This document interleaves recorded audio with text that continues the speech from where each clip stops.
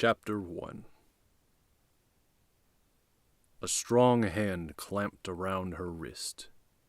Before she could react, the cold brick of a back alley wall slammed hard against her shoulders. A stocky man with a slanted grin and a hand scarred by burns held a knife to her throat. "Talk," the man growled, pushing the blade closer to let her feel the sinister steel on her skin. About what?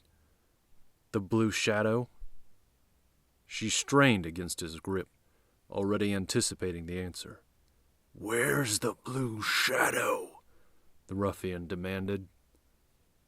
She stood her ground, locking eyes with her captor. "If you want to know anything other than he wears blue and can sneak around any lightless corner of this city, you're talking to the wrong girl." She'd known it was only a matter of time before they'd come looking for her. Why had she gotten involved in the first place? Maybe it was his smile, or the way he seemed to embody all the things she stood for. But it didn't matter why. She was involved, and now it was catching up with her. "Come on, Kathy. You know more than that." The velvet voice made her heart stop. Looking in his direction, Kathy could only make out a tall figure in the darkness. The silver buttons of his jacket glistened wickedly in the low glow of the only street lamp in view. He moved effortlessly towards her, stepping more into the light. She could see his eyes now, one gray, one blue, each filled with a mix of hatred and triumph. Unsure whether out of pride or fear, she held his gaze. Not even her nightmares had prepared her for this encounter. Kathy knew who he was. She knew the number of people he'd killed on his way to power. Knew he'd kill hundreds, maybe thousands more, to keep climbing up his deranged ladder. But knowing all about a sociopath didn't make being face to face with one any less frightening. It was right in front of her now, sinister eyes never wandering from hers. The mirror-like fabric of his lapel reflected Kathy's fear back at her. She felt a sharp prick and heard the sound of distant footsteps. She uttered one quick prayer before it all went black around her, and she collapsed helplessly into the arms of the most terrifying villain she had ever faced. 3 months earlier. Thugs. Calloused, hard-nosed thugs. Just waiting to be brought to justice. The blue shadow perched atop the building adjacent to the abandoned parking deck, where a very predictable bunch of criminals were doing a very predictable thing: money laundering. Enjoying the night air, he'd waited a while before beginning the skirmish. "Guess it's time for old Blue to make his entrance." Making sure his boots were properly laced, he crept towards the edge of the building. Like an ethereal falcon, the blue shadow leapt from his roost, cape billowing silently in the descent. He reached the ground just as gracefully and continued soundlessly to his targets, remaining cloaked in shadow the entire time. 6 This is too easy."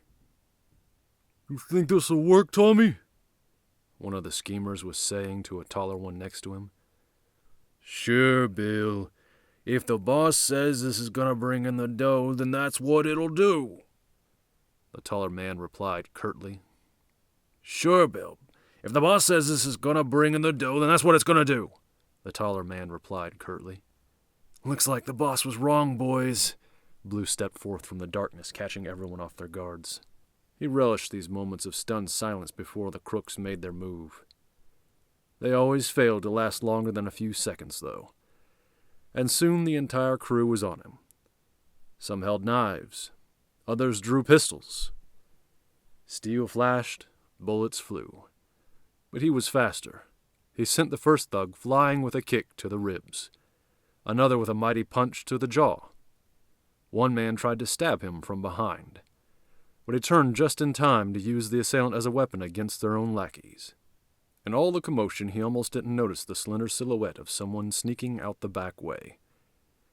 With most of the ruffians unconscious, and the others in the getaway car, Blue decided to trust his instincts and raced off in pursuit of this mysterious person. It wasn't long before he rounded a corner and saw what appeared to be someone repacking climbing gear into a small backpack. Intrigued, he silently strode closer. "I thought it was a private party back there." Flinching at the realization that another person was present, a female voice responded. "I didn't see you with an invitation." She turned around, and the Blue Shadow found himself facing a girl with dark auburn brown hair and clever eyes. She didn't look much younger than himself. "So, you're the mystery guest." Recognition crossed her face. "You've heard of me," he grinned. "I think the whole county's heard of you, the Blue Shadow." She continued packing her gear. "What were you doing back there?" "That's none of your business." The reply was hushed. She was noticeably uncomfortable, and he had to know why. "Now wait. I just saw you leave a crime scene. That makes it my business. If you're up to no good, I'll have to take you in." He had a strange feeling that she wasn't against him, but he had to know for sure. She sighed and pulled something resembling dice out of her pocket. "If you must know, I was retrieving a bug I'd planted there a few days ago." She handed it out to him. He rolled it over in his hand. It really did look like a die. "Planted it for whom?" She took back the bug and placed it into her pocket.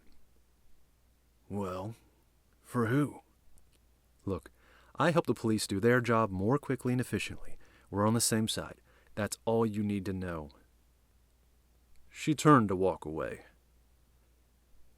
"I could use a name," he called. "What do they call you?" She turned once more to face him. "They don't call me anything. I don't exist." "You do tonight. Come on. What's your name?" There was something about her. She was too mysterious to be allowed to just walk away. "I won't, according to tomorrow's paper. Unlike some, I do my best to avoid the front page." Ouch. That stung. But he knew she was trying to throw him. He decided to play along. "Are you suggesting I'm vain?" He almost chuckled. "You're a hero, aren't you?" "Meaning?" Curiosity was bubbling. "It doesn't matter."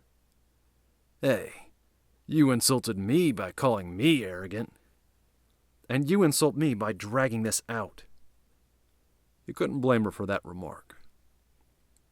"Look, I'm sorry. What's all this about heroes that offends you anyway?" "You wouldn't understand." "And why not?" "Because you're one of them." She locked eyes with him for the first time. "You go around beating up bad guys and getting your name on the papers, your face on the nightly news. You heroes go around flaunting your deeds to the world, letting people believe they can just sit idly by and be rescued from their hardships, getting them to trust you, to love you. And when the city is at its lowest, what happens? You disappear, and we have to learn to fend for ourselves again." Blue looked down at her, wondering what sort of hero she could possibly be talking about. Who would desert their post in the time of the greatest need? He didn't know what to say, and when he gave no retort, she turned and disappeared into the night. Still deep in thought, he stared at the spot where she stood. Something glinted in the lamplight and caught his eye. Stooping down, he saw a metal keychain with the letters KG outlined in gold. Could this be hers? He wondered.